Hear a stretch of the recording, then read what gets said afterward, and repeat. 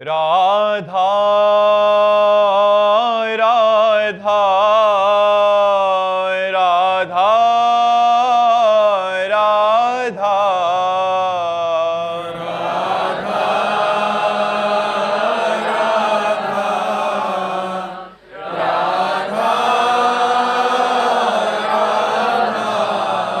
हाय राधा राधा राधा राधा राधा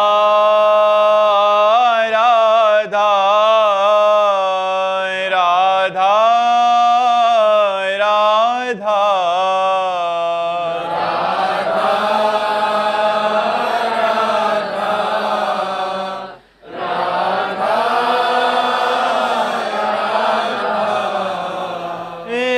राधा राधा राधा राधा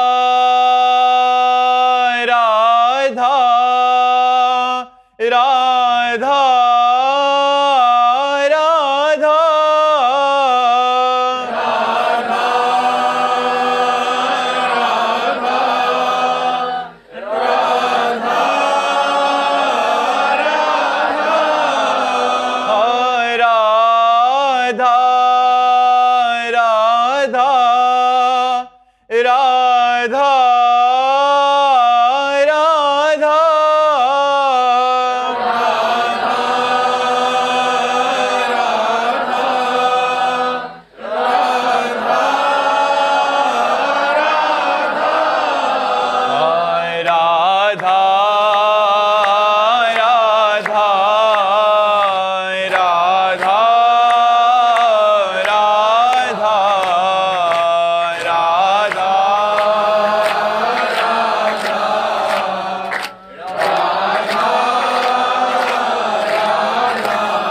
हाय राधा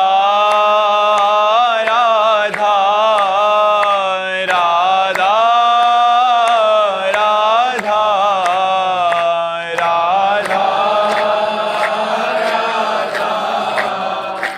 राधा राधा की राधा वल्लभ लाल की समस्त संत हरि भक्तन की वृंदावन धाम की सद्गुरुदेव भगवान की। राधे राधे महाराज जी। महाराज जी, मैं बहुत निराश और हताश और हार चुका हूँ। मेरा जीना हराम कर दिया है। मैं सब कुछ जानते हुए भी अपनी बुरी आदतों को नहीं छोड़ पा रहा। मैंने अपनी पूरी कोशिश करके देख ली, अब मैं सामर्थ्यहीन हो गया हूँ महाराज जी। तो नाम जप शुरू नहीं करो, जीत पाऊंगा। नाम जप करो। नाम जप में अपार सामर्थ है, आप देख लेना, आप ही जीत जाओगे। खूब नाम जप करो, उठते बैठते चलते फिरते हर समय। जब हार चुके हो तो हारे को हरि नाम आप शुरू करो नाम जप करना। राधा राधा राधा राधा राधा राधा। आप देखो इस नाम का प्रभाव आपको जिताता है कि नहीं। आप गलत भोजन छोड़िए, गलत दृश्य देखना छोड़िए। मोबाइल से गलत दृश्य देखते हो, जी पुराना अभ्यास रहा है थोड़ी। पुराना अभ्यास छोड़ो ना भाई, कुछ तो कदम उठाओ, मजबूत कदम उठाओ। महाराज जी कुछ दिन चलते हैं फिर से वही स्थिति आ जाती है। नहीं ऐसे नहीं, ऐसे नहीं। फिर तो कैसे जीत पाओगे। थोड़ा तो आप समझिएगा। करते हैं, बहुत कोशिश करते हैं कि गलत चीजें ना हो, गलत आचरण ना हो, लेकिन कहीं ना कहीं मन ऐसी व्यवस्था कर देता है कहीं ना कहीं फंस जाता हूँ, गिर जाता हूँ बार बार हर महीने। पर धीरे से आप थोड़ा अंतराय बनाइए, थोड़ा अंतराय बनाइए। 3 दिन 4 दिन 5 दिन 10 दिन 15 दिन धीरे धीरे अंतराय बनाते रहिए। नाम जप शुरू कीजिए, थोड़ा हिम्मत कीजिए, तभी आप निकल पाएंगे। नहीं तो ऐसे निराश हो जाएंगे तो नेगेटिव विचार करके आपको डिप्रेशन में डाल देगा, के लिए प्रेरित करने लगेगा, फिर परेशान हो जाओगे। समझ रहे हो ना। तो इसलिए नाम जप करो और हिम्मत रखो। आज नहीं तो कल जीत जाओगे। हिम्मत रखो, नाम जप करो। सुबह दौड़ते हो यार, थोड़ा तो आप कहा मानो तब तो चलोगे। 15-20 मिनट व्यायाम करो, दंड बैठक मारो, 2-3 किलोमीटर सुबह उठ करके दौड़ो। देखो आपका दिमाग फ्रेश होता है कि नहीं होता। गंदी बातों से हटो। अब गंदी बातें करते रहोगे और अच्छी बातें करोगे नहीं तो निराश तो होते ही चले जाओगे। अगर आप 15-20 मिनट दंड बैठक मारें और 3 किलोमीटर रोज दौड़ें और मोबाइल से गलत चित्र न देखें तो फिर आप देखिए कुछ दिनों में आप ठीक हो जाएंगे। अब आप कई कई बार करते हो हस्तमैथुन या गंदे आचरण, मोबाइल में गंदा दृश्य देख, तो फिर आप नष्ट ही हो जाओगे, कौन बचा पाएगा। अच्छा, हस्तमैथुन का ऐसा खेल है कि इसमें दूसरे की जरूरत नहीं होती। जैसे दूसरे की जरूरत हो तो जब दूसरा मिलेगा तब हम गलत होंगे, लेकिन जब हस्तमैथुन का आदत हो जाती तो उसमें दूसरे की जरूरत नहीं होती। अच्छा, और सुख पता नहीं तो उसे कई कई बार करने लगता है और अपना नाश कर लेता है। इसलिए बहुत सुधरने की जरूरत है, नहीं जीवन बर्बाद हो जाएगा। आप इसे गंदी बात को रोकिए, नहीं तो जीवन बर्बाद हो जाएगा। बच्चा अभी तुम्हारी अवस्था ही क्या है, जीवन बर्बाद हो जाएगा। थोड़ा संयम से आइए, थोड़ा मजबूत बनिए, आप बन जाओगे मजबूत, चिंता ना करो। नाम जप करो, राधा राधा। काउंटर है तुम्हारे पास, हाँ, काउंटर से नाम जप करो और अधिक से अधिक नाम बढ़ाते रहो और रोकने की चेष्टा करो। जब हार जाओ तो फिर अगली बार रोकने की चेष्टा करो। ऐसे अगर हम रोकने की चेष्टा करेंगे तो एक बार हम जीत जाएंगे। हम पहले ही हारे बैठे हैं कि अब हम तो सब तरह से हार गए तो परास्त कर ही देगा। नहीं, हम एक बार हार गए, 100 बार हार गए, लेकिन हम 101 बार जीतेंगे। हमारा प्रयास रहना चाहिए कि हम जीतेंगे, हम जीत जाएंगे। हम भगवान के अंश है, हम जीत जाएंगे। हमें भगवान ने सामर्थ्य दी है। ठीक है जी। कृष्णा अग्रवाल जी, नोएडा से। राधे राधे महाराज जी। महाराज जी, मैं कॉलेज में पढ़ने वाला विद्यार्थी हूँ। मैं जब भी कहता हूँ कि मैं शरणागत हूँ तो मुझे महसूस होता है कि मेरा मैं अभी मरा नहीं है, बल्कि वो एक धार्मिक अहंकार का चोला पहनकर और मजबूत हो गया है। महाराज जी, मैं वाणी से शरणागति या तपोवल नाम जप से साधना में अभ्यासरत तो हूँ। तन भी संयोग करता है कि शरणागत है, किंतु मन तृष्णा से वशीभूत होकर कभी कभी मुझे गुरु आज्ञा का उल्लंघन करवा देता है, जिससे शरणागति में बाधा पड़ती है। उस दिन दिनचर्या भी उसे कोशिश करो कि मन पापाचरण न करे। किसका प्रश्न है? अब पाप आचरण न हो। यदि पाप आचरण, गंदे आचरण होंगे तो फिर सब बेकार हो जाएगा। नहीं तो भगवान वाचिक शरणागति को भी स्वीकार करते हैं। कोई कहता है हे कृष्ण मैं आपकी शरण में हूं, भगवान इतने को भी मान लेते हैं। फिर धीरे धीरे शारीरिक शरणागति होती है कि हमारे जितने कर्म हैं वो सब भगवान को समर्पित होते हैं। फिर धीरे धीरे मन भी भगवान में लगने लगता है। पर हम गलत आचरण न करें। अगर गलत आचरण करेंगे तो फिर मन का स्वभाव रहा है पूर्व में गलत आचरण करना, वो हमको फंसाता रहेगा। तो वाणी से हम कहेंगे भगवान की शरण में, लेकिन आचरण हमारे गंदे हो रहे हैं इसलिए मन हमारा गंदा रहेगा, फिर बात नहीं बनेगी। आचरण सुधारना अत्यंत आवश्यक है। जैसे खीर बहुत बढ़िया बनी हो, कोई मित्र हमारा आके कह दे कि इसमें जहर पड़ा है तो हम नहीं खाएंगे, विश्वास करेंगे कि इसमें जहर। तो जितने विषय भोग अधार्मिक है वो सब पाप में दुख देने वाले हैं। इसलिए संतों की बात मान ले और गंदे आचरण न करे, अधार्मिक विषय न भोगे। जैसे धर्म में विषय भोगने का, अभी तो आप बच्चे हैं, आपका पाणी ग्रहण संस्कार हो, आप गृहस्थ में जाएं, फिर आप धर्म में विषय भोगे, संतान उत्पन्न करें, ये सब धर्म में हो जाएगा। लेकिन अभी आप किसी भी प्रक्रिया से वीर्य का नाश करें, आप पराई बहन बेटियों की तरफ गंदी दृष्टि से देखें, आप कोई नशा करें, आप कोई चोरी करें, झूठ बोलें, पापाचरण करें, ये सब नहीं होना चाहिए। ये गंदी बातें छोड़ दो और नाम जप करो। नाम जप करते हो? नाम जप करो, भगवान की कथाएं सुनो और मन वचन कर्म से हे नाथ मैं आपकी शरण में हूँ ऐसा बोलते रहो। तो धीरे धीरे धीरे धीरे भगवान कृपा करेंगे, वो आपको अपनी शरण में ले लेंगे, तो मंगल हो जाएगा। हाँ, वो सबके हो जाता है। जब हावी होता है तो हम भगवान को पुकारते हैं। जैसे हमें दुश्मन कोई दबा ले तो हम बलवान का सहारा लेते हैं। तो काम क्रोधादि ये शत्रु है और सबसे बड़े बलवान भगवान है। तुम उस समय भगवान को पुकारते, हे कृष्ण, हे कमल लोचन, हे करुणामय, मेरी रक्षा कीजिए, प्रभु बचाइए। तो भगवान बचाएंगे, भगवान आपको बुद्धि देंगे, भगवान आपको बल देंगे। उस समय आप भगवान को पुकारिए। जब कोई हमको परेशान कर रहा है तो हम बड़ों का सहारा लेते हैं, तो सबसे बड़े भगवान हैं, हम उनका सहारा लेते हैं, उनको पुकारते हैं, उनको बुलाते हैं, वो निश्चित बल देते हैं, निश्चित वो रक्षा करते हैं। पर उस समय ये ज्ञान नहीं रहता। जब कामादि का आवेश होता है तो भगवान को पुकारने का ज्ञान नहीं रहता, कामादि भोगने का ज्ञान उस समय हमारा मन बुद्धि प्रेरणा करते हैं। तो उस समय यदि हम भगवान को पुकारें तो बच सकते हैं, भगवान बचा लेंगे।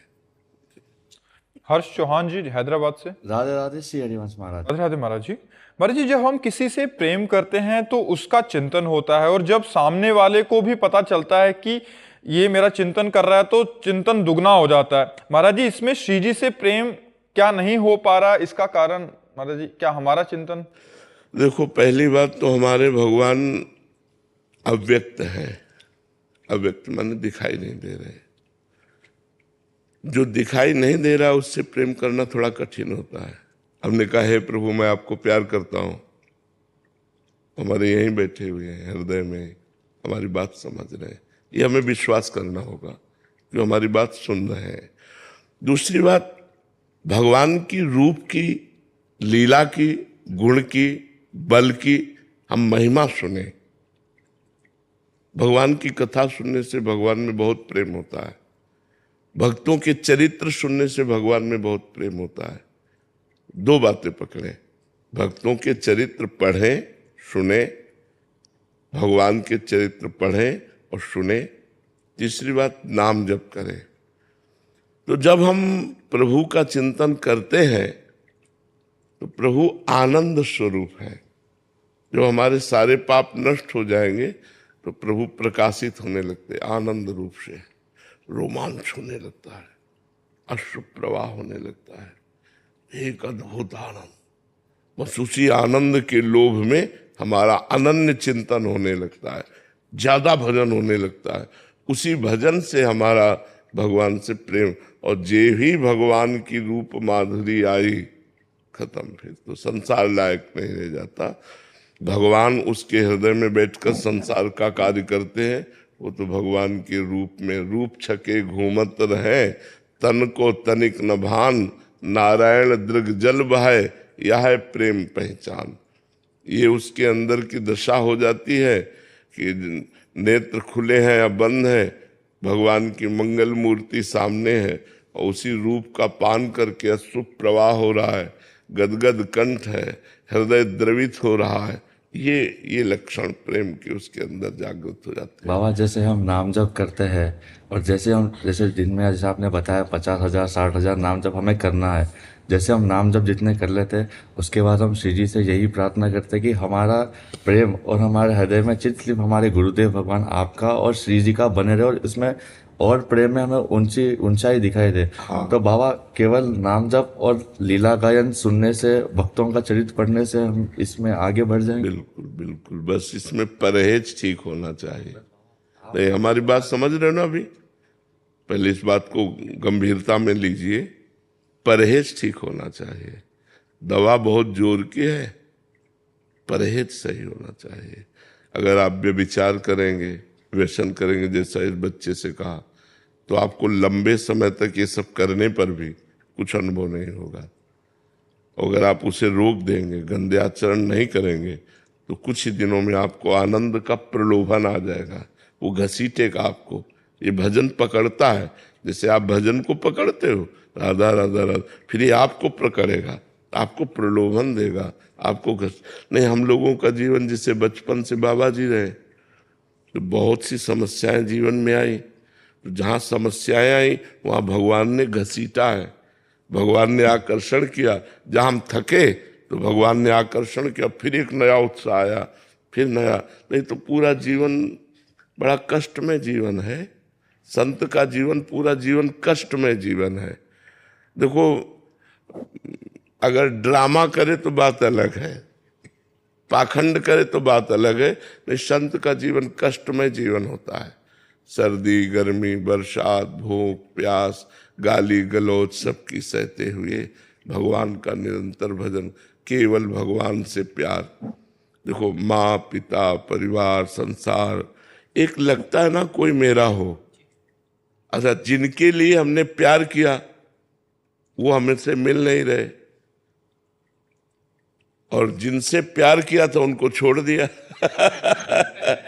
बस समझो, माता पिता भाई बंधु जिनसे प्यार किया उनको छोड़ दिया, और जिनसे प्यार कर रहे हैं वो मिल नहीं रहे। तो अब उस हालत को जरा देखिए, वो साधक कैसे चले? तो वो केवल भगवान के नाम के सहारे चलता है, भगवान की कृपा के सहारे चलता है। तो कई बार निराशा जीवन में आई, कई बार अंधेरा छा गया, अब क्या होगा? तो उसी समय एक प्रकाश प्रकाशित होता है, उसी समय एक आकर्षण होता है और फिर घसीटता है। तो ऐसे कदम कदम पर भगवान संभालते हुए घसीटते हुए हमको अपने मार्ग की तरफ ले चलते हैं। सारी जिम्मेवारी हमारी ही नहीं है, भगवान की भी है। जब हम भगवान के मार्ग में चलते हैं तो जिम्मेदारी ले लेते हैं, योगक्षेमम वाहम्यहम्, मैं तुम्हारे योगक्षेम का वहन करता हूँ।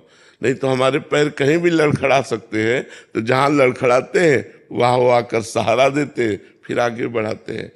तो हमको गंदी बातों से बचना है, कोई नशा नहीं करना, कोई गंदी बात नहीं करना, और जितना भजन कर रहे हो उसको प्लस बढ़ाते जाना है, जोड़ते जाना है, कम ना होने पावे कभी, तो फिर बहुत जल्दी लाभ मिल जाएगा। बाबा बस आप एक बार कह दो, आप हमारे साथ हो। हाँ बिल्कुल, हम सबके साथ हैं जो नाम जप करते हैं, भगवत मार्ग में चलते, सब हमारे दोस्त हैं, सब हमारे मित्र हैं, सब बिल्कुल। रचना जी दिल्ली से।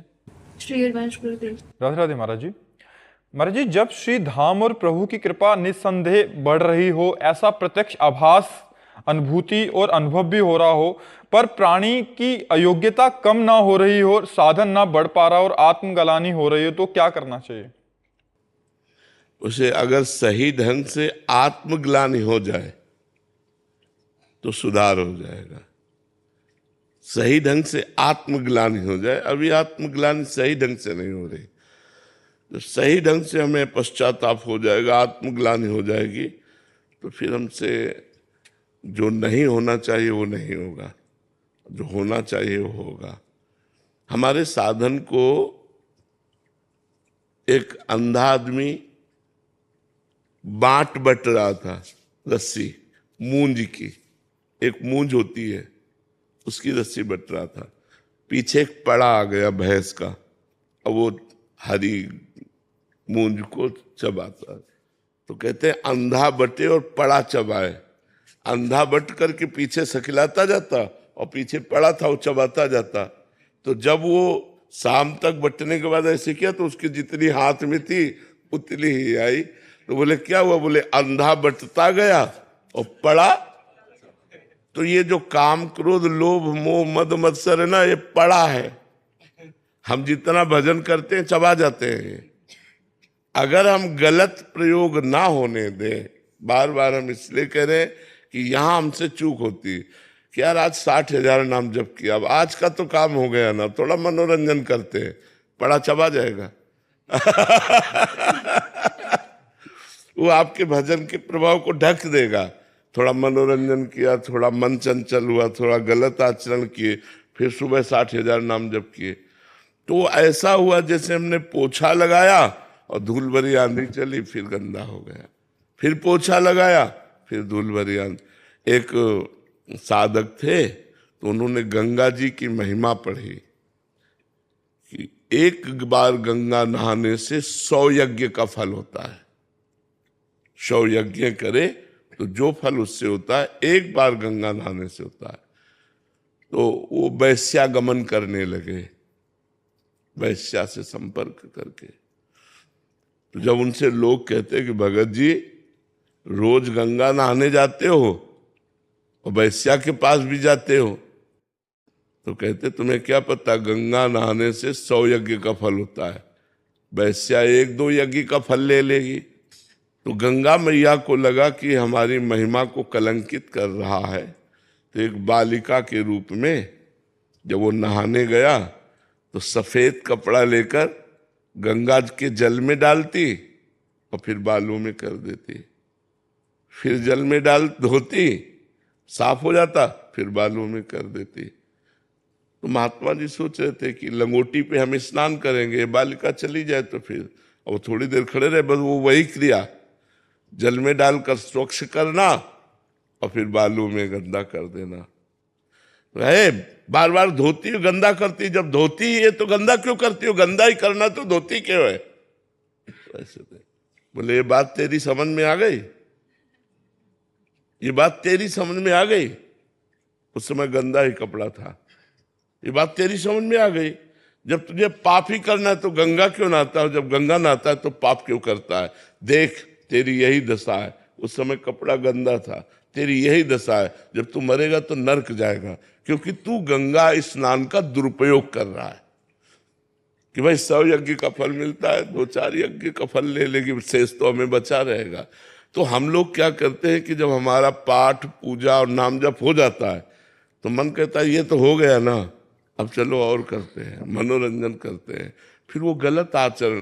तो दोनों का बैलेंस वो बना के चलता है, तो इसीलिए वो उन्नति नहीं हो पाती, अध्यात्म उन्नति। और कुछ दिन बाद मन उसका निराश हो जाता है, क्या कई वर्ष से लगे कोई लाभ तो हुआ नहीं, तो वो आध्यात्मिक मार्ग धीरे धीरे वो छोड़ देता है। इस बात को देखते रहे कि हमारा आध्यात्मिक मार्ग प्रकाशित होता रहे, बढ़ता रहे, हमारे द्वारा जो त्रुटियां हैं वो नहीं होनी चाहिए, वो हमको बंद करना है। मतलब 1 बार हो गई, 2 बार हो गई, 10 बार हो गई, 50 बार हो गई, हमको छोड़ना है। जैसे कोई चीज है हम खा रहे हैं, मतलब तम्बाकू खा रहे हैं, लेकिन हमारे मन में गिलाने के हमें इसे छोड़ना है, खा जरूर रहे लेकिन मुझे इसे छोड़ना है, मुझे इसे छोड़ना है। तो एक दिन आपको घृणा हो जाएगी, छूट जाएगी। और जब राग पूर्वक सेवन करेंगे तो नहीं छूटेगी, और जब घृणा पूर्वक सेवन करेंगे कि मुझे इसे छोड़ना है तो आप छोड़ देंगे, करते हुए भी आगे चलकर आप छोड़ देंगे। तो हम लोगों का बहुत जन्मों का गंदा अभ्यास है, बहुत जन्मों से हम लोग बहुत गलत करते आए हैं। अगर गलत न करते रहते होते तो भगवान मिल जाते। तो अब हमको अवसर मिला है अच्छाई करने का मनुष्य जन्म में, तो हम साधु संघ के द्वारा, शास्त्र स्वाध्याय के द्वारा जाना कि सबसे बड़ी अच्छाई है भगवान का नाम जप करना, भगवान को प्रसन्न कर लेना, भगवान को प्राप्त करना, अध्यात्म में चलना। अब हमको अध्यात्म विरुद्ध आचरणों पर अंकुश लगाना चाहिए। ऐसा अंकुश लगाओ कि अब हमारा पैर ना फिसले, फिर आप देखोगे कि आपको अध्यात्म का जो रोज का रोज नया उत्साह बढ़ेगा। पर ये हम आपको अनुभव की बात बता देते हैं, जैसे जैसे आपका अध्यात्म मार्ग बढ़ेगा वैसे वैसे गंदी बातें आप पर जोर डालेंगी।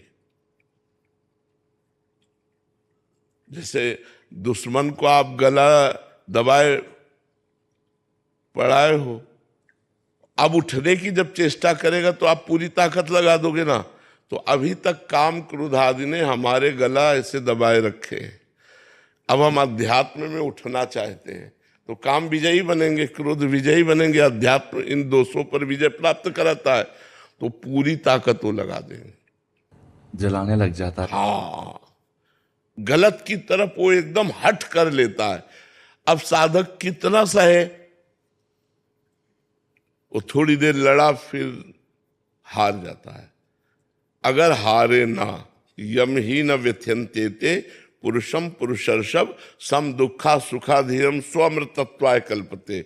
जो काम क्रोधादि व्यथा देते हैं, जलन देते हैं, अगर उस जलन को सह गया कि मर चाहे जाऊं, गलत नहीं करूंगा, बस वो सह जाएगा। और एक बार सह गया तो उसका सहने का अभ्यास पुष्ट हो गया। अगली बार 90% आएगा, फिर अगली बार 80% आएगा, फिर 70% आएगा, फिर धीरे धीरे धीरे धीरे कम होते होते सूक्ष्म होता है। अगर उसको गलत संग ना मिला तो खत्म हो जाता है। और जहां वो 100% अपना पूरा प्रभाव दिखाया और साधक घबरा गया और गलत कर बैठा, तो 100% ही आएगा अगली बार भी, वो 90 नहीं आएगा। तो हमें सहना पड़ेगा, और सहना बहुत कठिन है, तो इसमें रोना पड़ता है। गुरुदेव, वैसे तो बहुत कृपा है, बट कभी दोष दर्शन हो जाता है। प्रभु की कृपा से, नाम की कृपा से निरंतरता होती है, पर वो अखंड निरंतरता चाहिए। हाँ, बिल्कुल बिल्कुल बिल्कुल। ये जो भगवान के नाम के लिए अखंड निरंतरता चाहिए, ये आपके अंदर आ गई है ना बात, यही अखंड जप करवाने लगेगा। अच्छा, परदोष दर्शन तो इसलिए मत कीजिए, ये सब भगवान के द्वारा प्रेरित है। भगवान की माया के 3 गुण है, सतोगुण, रजोगुण, तमोगुण। जो रजोगुण से प्रेरित हो, भोग वासनाओं में बहेगा, मान सम्मान प्रतिष्ठा रुपया पैसा ये सब। जो तमोगुण हो, निद्रा आलस्य प्रमाद क्रोध हिंसा। जो सतोगुणी हो, भजन दया करुणा ऐसे। तो हमको ये देखना है कि भगवान की माया से सब प्रेरित चल रहे हैं, हम किस किस को दोष दर्शन करें। सब में भगवान है, श्री राम में सब जग जानी, करो प्रणाम जोर जुग पानी। तो सबको प्रणाम है, तेरे भावे जो करे भलो बुरो संसार, नारायण तू बैठ के अपनो भवन बुहार। संसार जैसा है भगवान जाने, हमको अपना हृदय देखना है, अपने हृदय में गंदगी न रह जाए। और बड़े भाग्य हैं जो आप मानव जीवन प्राप्त करके नाम जप करना चाहती है निरंतर, बड़े भाग्य में भगवान सहयोग करते हैं। खूब नाम जप करो। विनोद जी राजस्थान से। राधा वल्लभ श्री श्री हरिवंश महाराज जी। महाराज जी, वैराग्य का सही अर्थ क्या है? भोगों की उपस्थिति में मन का चलायमान न होना। भोगों की उपस्थिति में मन का चलायमान न होना, इसे वैराग्य कहते हैं। भोगों के लिए मन चलायमान है पर हम भोग नहीं रहे, इसे त्याग कहते हैं।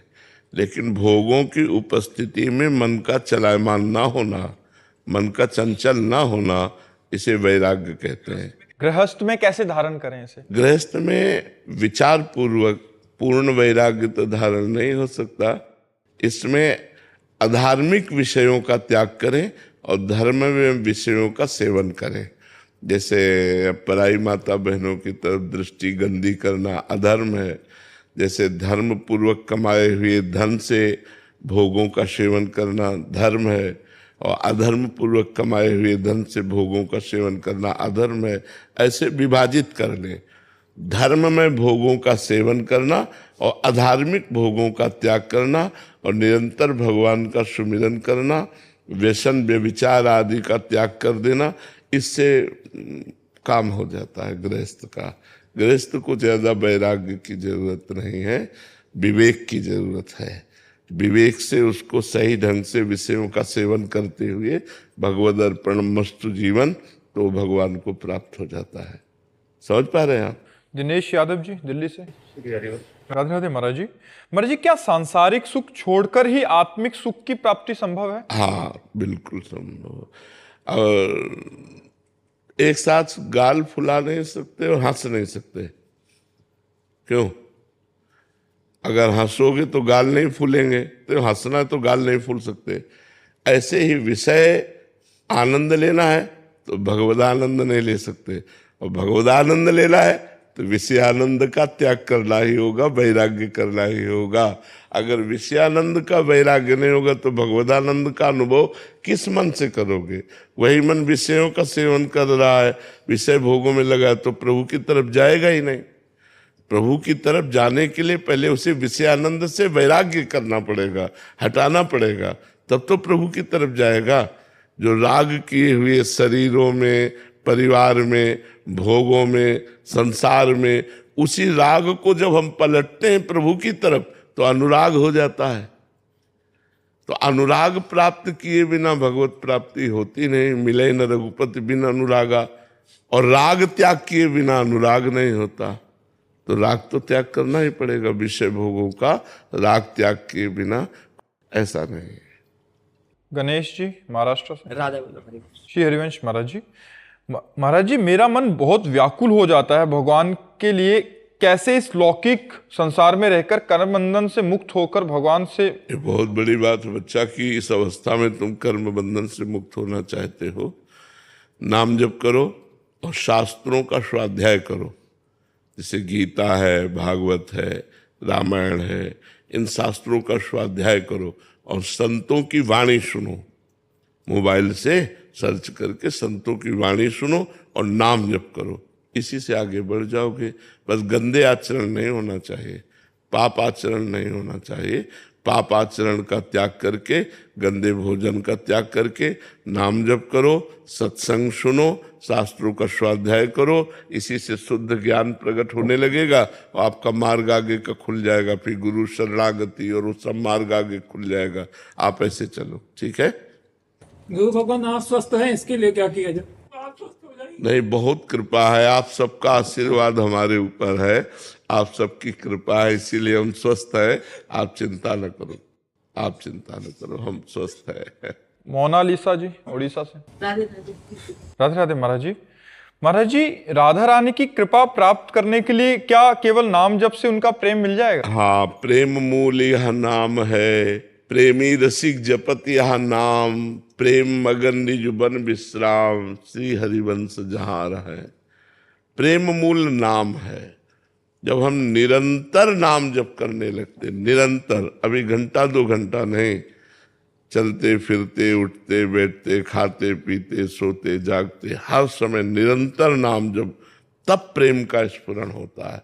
नाम जब वासनाओं के चिंतन का त्याग करवा देता है, तब वो भगवान की उपासना प्रारंभ कराता। पहले वासनाओं का नाश होता है, फिर उपासना जागृत होती है।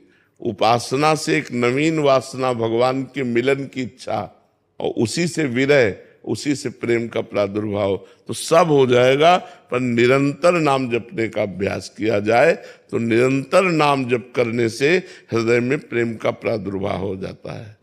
और बच्चे लोग को पढ़ाने के टाइम में कैसे करें? जब पढ़ाई कराते हैं बच्चों को, उस समय नाम जप कैसे करें? हाँ, बीच बीच में उसमें भी स्मरण कर ले। ऐसा नहीं कि आप निरंतर बोल ही रही हैं, जब आप बोलना बंद करें तब आप राधा राधा स्मरण करने लगे। और जितने मिनट आपने अध्ययन कराया बच्चों को, अध्यापन जो आपकी क्रिया है, अध्ययन कराया, उतने समय को कृष्णार्पणम मस्तु कर दीजिए।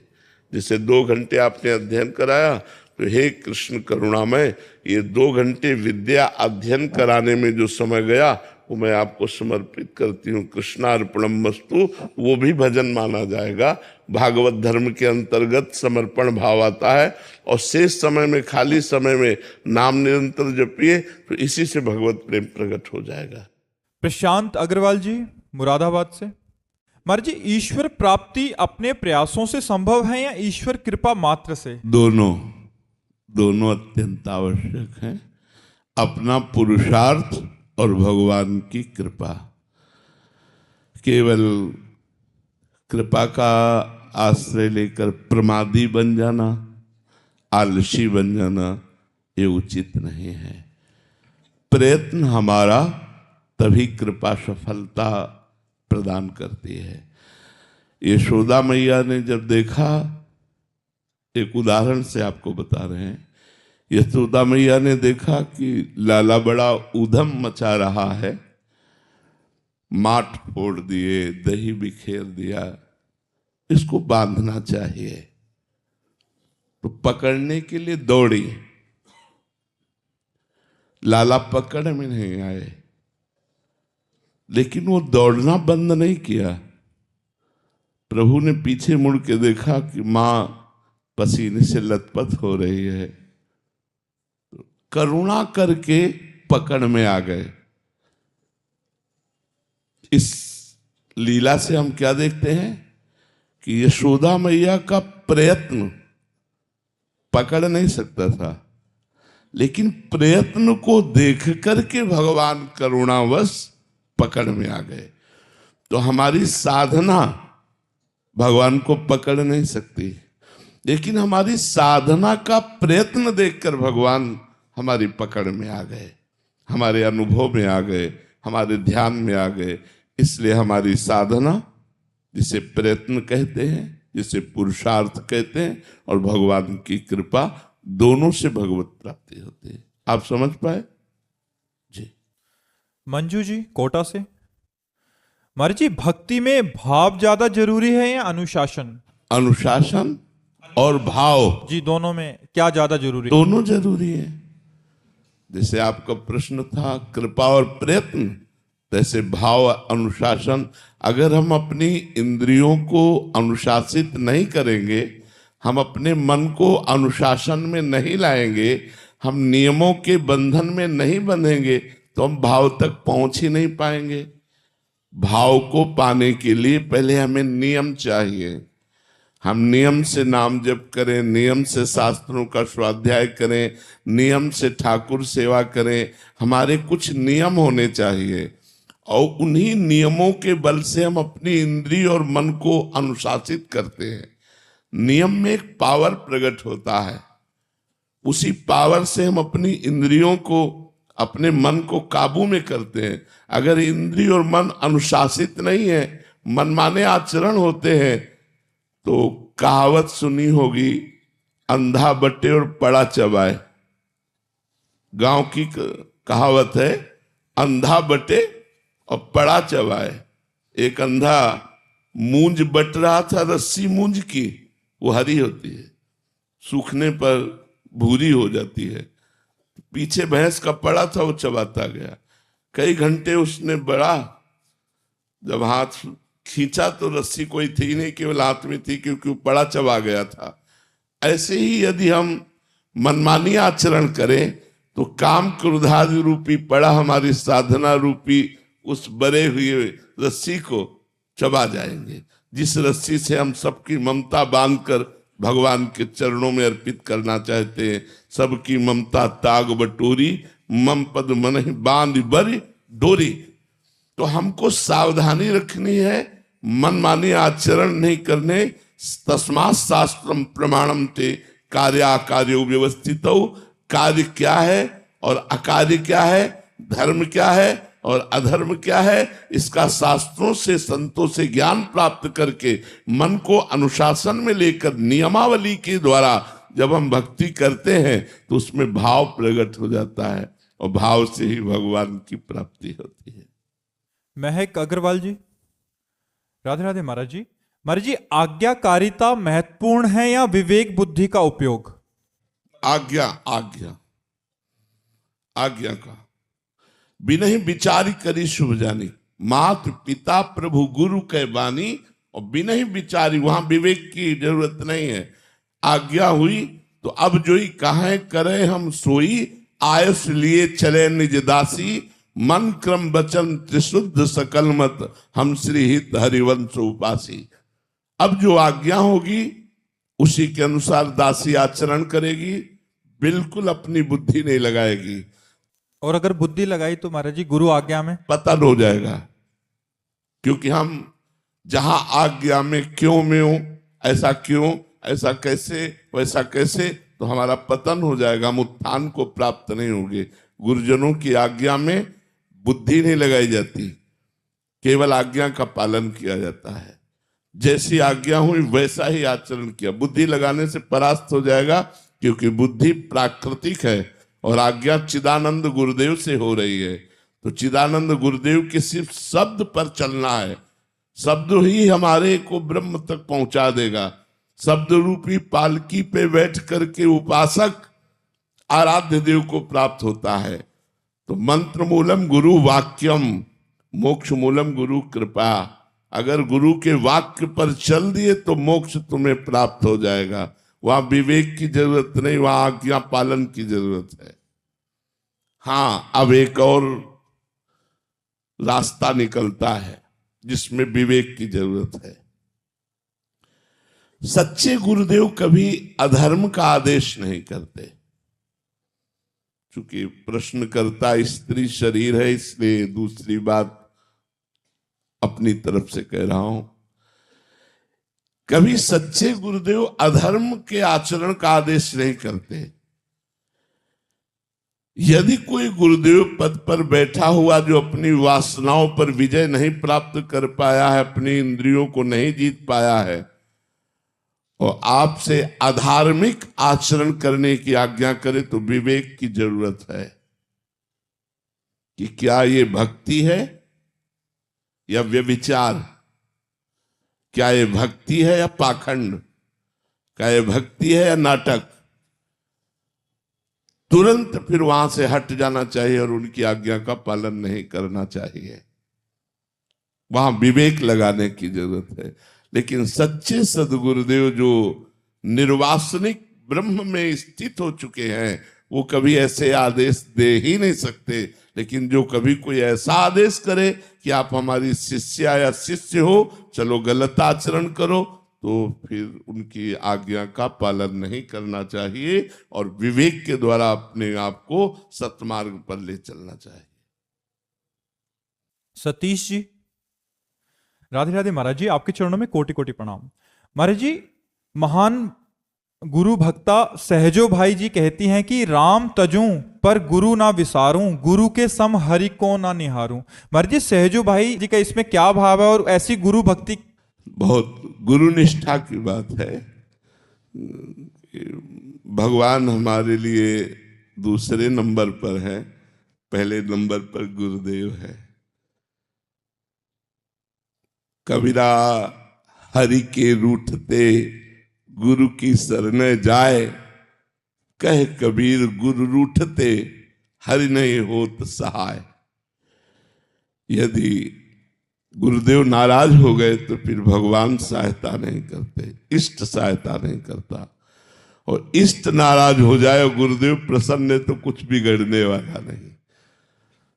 तो अगर राम रूठे तो रूठा करे, हम गुरुदेव को नहीं विसार सकते। हम गुरुदेव की आज्ञा का उल्लंघन नहीं, हम गुरुदेव को रिश्त नहीं दिला सकते। इष्ट से तो बेपरवाह है, क्योंकि जब गुरु अनुकूल है तो इष्ट पीछे डोलेंगे, और अगर गुरु प्रतिकूल हो गए तो हृदय में भी इष्ट जो है वो अंतर ध्यान हो जाएगा, वो पकड़ में नहीं आएगा। ये गुरु महिमा का वर्णन, और ऐसी गुरु भक्ति गुरुदेव की कृपा से ही होती है। ऐसी गुरु भक्ति सत्संगी को ही होती है, अन्य साधनों से नहीं। खूब सत्संग करे महापुरुषों का और गुरु महिमा जागृत हो जाए हृदय में। गुरु चरण पादुका का सेवन करे, गुरु चरणामृत का सेवन करे, गुरु आज्ञा का पालन करे तो गुरु भक्ति जागृत हो जाए। बलिहारी है ऐसी गुरु भक्ति जो इष्ट नहीं, गुरु ही सर्वस्व है। इष्ट को तजू पर गुरु को नहीं, गुरु को कभी नहीं, गुरु को विसार नहीं सकते, गुरु को त्याग नहीं सकते। ये महिमा तो बहुत विशुद्ध भाव वालों के हृदय में गुरु के प्रति जागृत होती है। नहीं तो प्रायः लोग गुरु को मनुष्य समझते हैं, या बहुत अच्छा साधक समझते हैं, या बहुत अच्छा संत समझते हैं, लेकिन गुरु साक्षात परब्रह्म तस्मै श्री गुरुवे नमः ऐसा तो कोई मुश्किल ही समझता है। महाराज जी, गुरु कब नाराज होते हैं और कब प्रसन्न होते हैं? जब गुरुदेव देखते हैं कि भगवत प्राप्ति के मार्ग के विरुद्ध आचरण का करने वाला शिष्य है, जिससे उसका पतन हो जाएगा, तो नाराज हो जाते हैं। और जब देखते हैं कि भगवत प्राप्ति के मार्ग के ये सब आचरण ठीक कर रहा है, तो प्रसन्न हो जाते हैं। जो गुरुदेव है वो अपने स्वरूप का अनुभव कराना ही भगवत प्राप्ति है, क्योंकि गुरुदेव ही भगवान है, भगवान ही गुरुदेव है। तो जो मार्ग दिया है उस मार्ग पर चलोगे तभी तो आप अनुभव कर पाओगे। तो मार्ग के विरुद्ध आचरण करने वाले से वो रूठ जाते हैं, नाराज हो जाते हैं, और मार्ग के सही आचरण करने वाले पर वो प्रसन्न हो जाते हैं। गुरुदेव को अपनी सेवा नहीं, भगवत प्राप्ति रूपी सेवा पसंद है। महाराज जी, गुरुदेव तो प्रकट में कभी कहते नहीं है, बट शिष्य कैसे अंदर से धारण करे कि मेरे गुरुदेव मेरे से प्रसन्न है? अगर आपका भगवत स्मरण ठीक चल रहा है और भगवत स्मरण के साथ गुरु का ध्यान चल रहा है, तो आपके ऊपर गुरु प्रसन्न है। अगर गुरु और इष्ट में एकता है तो मंत्र जप करोगे तो ध्यान गुरु का होगा, गुरुदेव का स्मरण रहेगा। अगर ऐसा हो रहा है तो गुरु प्रसन्न है, और सब बातें फीकी। स्मरण, अगर स्मरण चल रहा तो गुरु प्रसन्न, साहब अनुकूला, मिट्टी सकल कल्पित भयसूला। गुरु प्रसन्न है, ये हम कब जाना? जब साहब का चिंतन चल रहा निरंतर, तो साहब अनुकूल हो गए, तो इष्ट प्रसन्न, गुरु प्रसन्न, सब बात बन गए। और गुरु रुष्ट है, ये कैसे अनुभव हो? जब हमारा साधन भजन नष्ट हो जाए और गुरु की याद करते ही हृदय जलने लगे और गुरु पर दोष दर्शन होने लगे, तो समझो गुरु अपराध बन गया है। गुरु पर दोष दर्शन, हृदय का जलना और गुरु का चिंतन करके जलन पैदा होना। जान लो गुरु अपराध बन चुका है, उसका मोचन करो, नहीं तो भ्रष्ट कर देगा। मोचन का उपाय? गुरुदेव, उनसे जाके उनके चरणों में रोए, हम पता नहीं क्या गलती हो गई महाराज जी, भजन नहीं बन रहा, बहुत कष्ट हो रहा है और आपको लगता है हमने कि आपके प्रति कोई अपराध बन गया, भगवान क्षमा करो, तो फिर क्षमा। गुरुदेव क्षमा कर देंगे? हाँ, उनके सामने प्रार्थना करते ही ठीक हो जाएगा। गुरु भगवान का स्वरूप है साक्षात। आकाश यादव जी, शरीर और संसार अपना नहीं है, भगवान अपने हैं, ये अनुभव कब आएगा? जब निरंतर नाम जब चलने लगेगा, जब निरंतर नाम जब भगवान का चलेगा, तब ये ज्ञान हो जाएगा कि संसार संसार नहीं है, ये भगवान ही है। तब भगवान अपने लगने लगते हैं।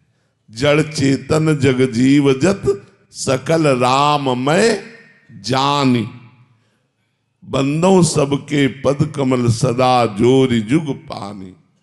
ये जड़ चेतन जगत केवल भगवान है। जब निरंतर भजन करोगे तब ये बात समझ में आ जाएगी। तो फिर संसार नहीं, भगवान अपने हैं। जड़ चेतन जगत भगवान का स्वरूप है, यही अनुभव करना है। खूब नाम जप करो, शास्त्रों का स्वाध्याय करो, सत्संग करो, गंदे आचरण त्यागो, पवित्र आहार करो, कोई नशा न करो, पराई माता बहनों की तरफ गंदी दृष्टि से मत देखो। अभी अध्यात्म में उन्नति होने लगे, अभी अध्यात्मवान बन जाओ। भगवान की कृपा से मनुष्य जन्म मिला ही है उन्नति के लिए, लेकिन हम लोग गलत आचरणों में, गलत व्यसनों में, गलत संग में फंसकर अपना पतन कर लेते हैं और फिर 84 लाख योनियों में नाना प्रकार के दंड भोगते हैं। आयुष्मान रघुवंशी जी, राधे राधे महाराज जी। महाराज जी, लौकिक उन्नति से बढ़कर आध्यात्मिक उन्नति है, इस बात की ठसक कैसे लाएं कि जो आध्यात्मिक उन्नति है, लौकिक उन्नति तो कुछ भी नहीं है उसके? शास्त्रों का स्वाध्याय करो, जिससे बुद्धि पवित्र हो, और खूब नाम जप करो, जिससे संपूर्ण हृदय पवित्र हो। तो पवित्र हृदय में ये माया का विलास ऐसे दिखने लगता है जैसे बमन, रमा विलास राम अनुरागी, तजत बमन जिम जन बड़ भागी। लक्ष्मी का विलास भगवान के भजन करने वालों को ऐसा दिखाई देने लगता है जैसे बमन। बमन का मतलब समझते हैं ना, उल्टी। जैसे उल्टी से घृणा हो जाती है, ऐसे भोगों से घृणा हो जाती है यदि सच्चाई से भजन करोगे तो। जब तक हम भजन नहीं करते, सत्संग नहीं सुनते, तब तक ये अध्यात्म की महिमा प्रकाशित नहीं होती। ब्रह्मादिक के पद, ब्रह्मादिक के भोग विष के समान लगते हैं, ऐसा आनंद प्राप्त होता है अध्यात्म में, ऐसा सुख प्राप्त होता है। इसलिए नाम जप करो, सत्संग सुनो, शास्त्र स्वाध्याय करो, तो आपकी बुद्धि इतनी प्रवीण हो जाएगी कि वो समझ पाएगी कि इस मलिन माया के भोगों में सुख नहीं, सच्चिदानंद भगवान में सुख है। वृंदावन में सैकड़ों ऐसे परिवार रह रहे हैं, आकर के बाहर से सत्संग सुनकर, कोई रिक्शा चला रहा है, कोई कुछ कर रहा है, और जिनके कुछ नहीं तो भगवत सहारे पड़े हैं। सब कुछ छोड़ करके भगवत सहारे वृंदावन पड़े, भगवान का नाम, भगवान का रूप, भगवान की लीला, भगवान का धाम, इनका आश्रय लिए। अध्यात्म आकर्षण करता है तो बड़े बड़े चक्रवर्ती सम्राट अपने पदों का त्याग करके भिक्षुक बन जाते हैं, भर्तरी जैसे महापुरुष। तो अध्यात्म का आकर्षण हो तब संसार की उन्नति हमें लघु लगे।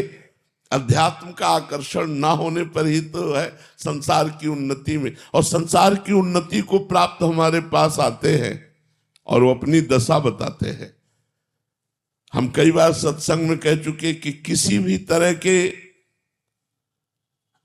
मार्ग में चलते हुए लोगों ऐसे नहीं है कि जो हमें ना मिले हों, चाहे वो ब्रह्म ज्ञान की हो, चाहे भक्ति ज्ञान की हो, चाहे घोर संसारी हो, सब मिले हैं। लेकिन दोनों में अंतर देखा है, एक तृप्ति की तरफ बढ़ रहा है और एक अशांति की तरफ बढ़ रहा है। जो भगवान के मार्ग में चल रहा है वो तृप्ति की तरफ बढ़ रहा है, और जो संसार की उन्नति में वो अशांति की तरफ बढ़ रहा है। बहुत बड़े धनी मानी, बहुत सब कुछ भारत लेवल के वो आए थे और कह रहे थे कि अब मुझे सब कुछ प्राप्त है, लेकिन ये सब कुछ छूट जाएगा, मरूंगा, इस बात का भय है। ये अंतिम अशांति कौन दूर करे? बिना अध्यात्म के बिल्कुल जीवन व्यर्थ गया। तुमने असंख्यों रुपए कमाए, खूब नाम कमाया, बड़ी इज्जत कमाई, लेकिन मर गए। इज्जत और नाम शोहरत सब यही रखी रह गई, और आपने अध्यात्म में चले नहीं, भजन किया नहीं, तो 2 कौड़ी का जीवन, बेकार का जीवन, मृत जीवन। और आप नमक रोटी खा रहे हैं, धर्म से चल रहे हैं, समाज सेवा कर रहे हैं, नाम जप कर रहे हैं, महान जीवन। तो सांसारिक उन्नति कोई जीवन थोड़ी है, आध्यात्मिक उन्नति जीवन है। सांसारिक उन्नति के साथ यदि आध्यात्मिक उन्नति है तो बहुत सुंदर है, लेकिन यदि सांसारिक उन्नति केवल है, आध्यात्मिक नहीं, तो किसी काम की नहीं है। कई ऐसे धनी मानी ईश्वरवान समाज सम्माननीय हमारे सामने एकांतिक में प्रश्न कर चुके हैं कि मैं खुश नहीं हूं। बिना अध्यात्म के आप खुश नहीं हो सकते। कुछ भी करके देख लो। तब लग कुशल न जीव कहूं, सपने हो मन विश्राम, जब लग भजत न राम कहूं, शोक धाम तज काम। जब तक भगवान का नाम जप नहीं करोगे आप खुश नहीं रह सकते। चाहे जितना आप ऐश्वर्य कमा लो, चाहे जितने भोग भोग लो, आप अतृप्त रहोगे, अशांत रहोगे, चिंतातुर रहोगे। आपके निगेटिव विचार आपको जलाएंगे जब तक आप अध्यात्म से नहीं जुड़ोगे। महाराज जी, एक मान्यता संसार में बन चुकी है कि खूब धन दौलत हो, खूब गाड़ी बंगला सब कुछ हो, खुशी इसमें है। बट महाराज जी, खुशी जो आनंद है और ये जो धन संपत्ति आदि है, ये प्रारब्ध के अनुरूप होके आया है हमारे जीवन में। बट खुशी और दुख ये भी महाराज जी प्रारब्ध के अंतर्गत है। नहीं, हमारी बात को समझिए। जो लोग ये समझते हैं कि धन संपत्ति में सुख है, आप हमें बताओ क्या रुपए में सुख है? एक कमरे में आपको बंद कर दिया जाए, चारों तरफ से रुपया भर दिया जाए, तो 2 दिन में आप चिल्लाने लगोगे कि हमें बाहर निकालो, मुझे खुला वायु चाहिए। नहीं, रुपए में सुख है, आप रुपए में आनंद लीजिए ना। चारों तरफ से रुपया भर दिया जाए तो आप कहोगे नहीं मुझे प्यास लगी है, पानी चाहिए। तो सोना चांदी उससे आपको ढक दिया जाए तो, अरे भाई ये इसलिए प्रिय है रुपया कि उससे भोग मिलते हैं। भोग इसलिए प्रिय है कि वो हमारे शरीर को अच्छा लगता है, इंद्रियों को अच्छा लगता है।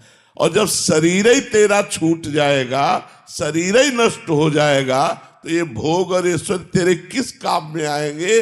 83,99,999 योनियों में जाना पड़ेगा, सुअर कुत्ता बनना पड़ेगा अगर हम भजन नहीं करते। ये विचार क्यों नहीं करते? यहाँ का ऐश्वर्य, यहाँ का वैभव चंद दिनों का है। मान लो 40-45 वर्ष की आयु हो तो पता नहीं 10-5 वर्ष और जी लो। चाहे जितने रिश्ते बना लो, चाहे जितने करोड़ों जमा कर लो, चाहे जितनी बिल्डिंग बना लो, चाहे जितना वाहवाही करो, मरोगे तो सब यहीं रखा रहेगा, तुम्हें अगली योनि में जाना पड़ेगा। तो विवेकी वो है जो अगले कदम का विचार करे। ये तो जीवन बीता जा रहा है, मेरा आगे क्या होगा, वो विवेकवान है। अविवेकी वो है जो आगे की बात न सोचकर वर्तमान के सुख दुख में सुखी दुखी होता है। हमें आगे का विचार। आध्यात्मिक उन्नति है क्या महाराज जी? निरंतर भगवान के चिंतन में डूबना, शरीर संसार के राग का त्याग कर देना, फिर जो सुख मिलेगा आप देख लेना। आप राधा राधा राधा रटने का अभ्यास करो, जो कर्म करो कृष्णार्पणम मस्तु कर दो, और फिर आप जीवन का लाभ देखो। 2 बातें पकड़ो, राधा राधा नाम जप करेंगे और जो कर्म करेंगे वो कृष्णार्पणम मस्तु कर देंगे, पर पाप कर्म नहीं करेंगे। बस फिर आप देख लो आपकी आध्यात्मिक उन्नति। ऐसा आनंद है, चिंता रहित, शोक रहित, एक आनंदमय जीवन होगा। किसी भी परिस्थिति में आप डगमगाएंगे नहीं, किसी भी दुख में आप दुखी नहीं होंगे, किसी भी सुख में आप फूलेंगे नहीं।